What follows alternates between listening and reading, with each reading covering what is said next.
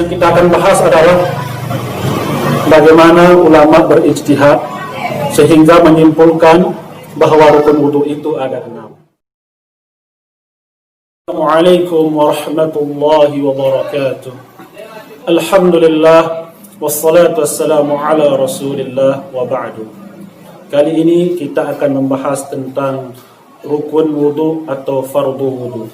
Sebagaimana yang sudah kita ketahui atau yang sudah maklum di dalam madhab Asy-Syafi'i bahwa rukun wudu itu ada 6, yaitu yang pertama berniat, yang kedua membasuh muka, yang ketiga membasuh kedua tangan sampai siku, yang keempat mengusap sebagian kepala, yang kelima membasuh kedua kaki sampai mata kaki, yang keenam tertib.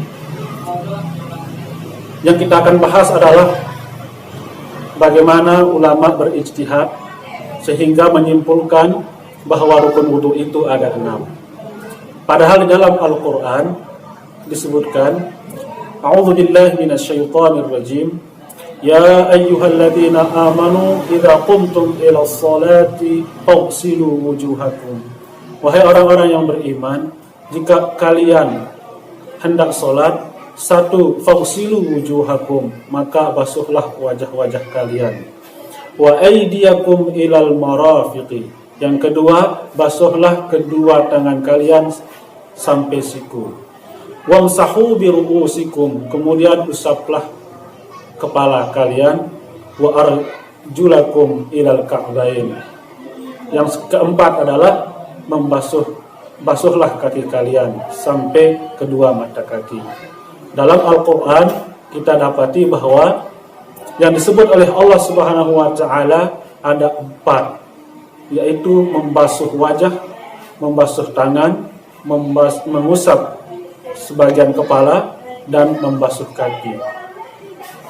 Sehingga dari mana kita tahu atau kenapa di dalam kitab-kitab fikih khususnya di mazhab Syafi'i bahwa rukun wudu itu menjadi 6? Apakah ini bertentangan dengan Al-Quran atau bagaimana? Perlu diketahui bahwa para ulama itu sangat teliti dan jeli bagaimana menentukan suatu hukum. Selalu digabungkan antara Al-Quran dan As-Sunnah. Pertama, perlu diketahui bahwa ulama memasukkan niat itu sebagai rukun itu berdasarkan sunnah Rasulullah SAW atau hadis Rasulullah SAW, di mana Rasulullah SAW bersabda, innamal a'malu binniyat, sesungguhnya hanya saja perbuatan itu, segala amal atau perbuatan itu bergantung pada niat. Dan wudu itu adalah salah satu dari minal a'mal, dari perbuatan. Sehingga mengenai hadis ini, para ulama mengatakan bahwa setiap ibadah itu harus diawali dengan niat. Dan para ulama menjelaskan pentingnya niat itu ketika mulai melakukan suatu amalan atau suatu ibadah. Ulama mengatakan, satu, niat itu diperlukan untuk litahqiqil ikhlas fil ibadah, untuk memantapkan keikhlasan di dalam ibadah.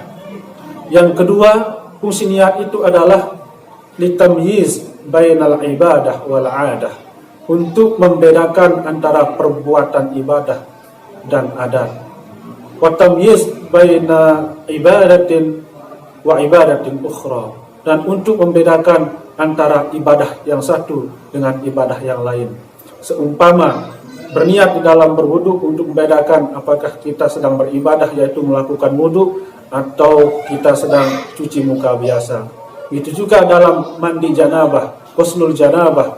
Kita perlu berniat di awal untuk membedakan apakah kita sedang mandi dalam konteks ibadah atau mandi adat atau mandi kebiasaan.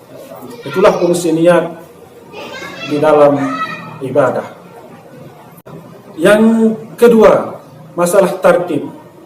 tartib. Dari mana ulama itu bisa menyimpulkan rukun wudhu yang keenam adalah tartib?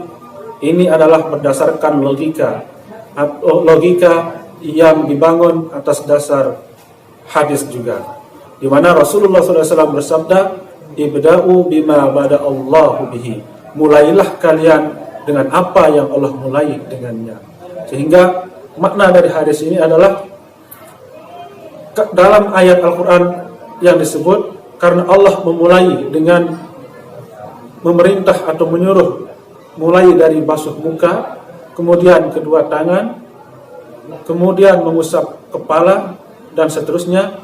Ini menunjukkan agar kita melakukannya secara tertib atau berurutan. Karena kalau tidak dimasukkan rukun tertib, orang akan bisa saja memahami berwudu bisa saja mulai dari kaki, atau mulai dari basuh muka, atau mulai dari basuh kepala, kemudian basuh tangan, dan yang lainnya. Itulah dasar daripada ulama sehingga memutuskan rukun wudu itu ada 6. Sekian, semoga bermanfaat untuk kita semua. Wassalamualaikum warahmatullahi wabarakatuh.